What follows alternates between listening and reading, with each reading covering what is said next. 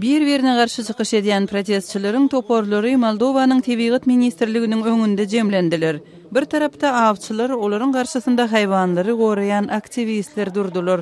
Protestlere goşulmak üçin tutuş ýurtdan baran awçylar ministrligiň ilatyny saglygyny saklamak üçin käbir guşlary we towşanlary awlamagy gadagan etmek baradaky kararyna garşy çykyş etdiler.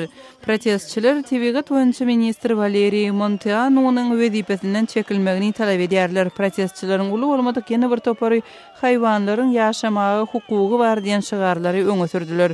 Tebigat ministri iki toporyň wekillerini diskussiýa geçirmäge çağırdy.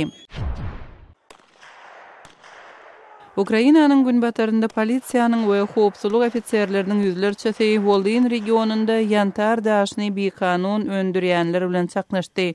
Ofitserler duýduruş edip howa ok atdylar we ýani 100 çemete adamy tutsak etdiler.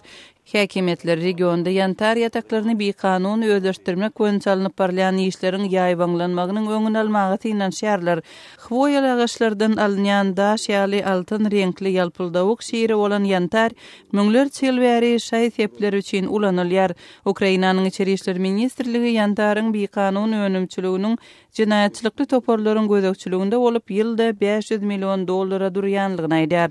Özlerine edilen basışa protest bildirip bekanun önümçiler Ukrainanyň paýtagty Kiýew we Polşanyň paýtagty Warşawa bilen bagyşdyrýan uly ýoly böwetlemäge tynanşdylar. Siz günüň täzelikleri bilen tanyş boldunuz.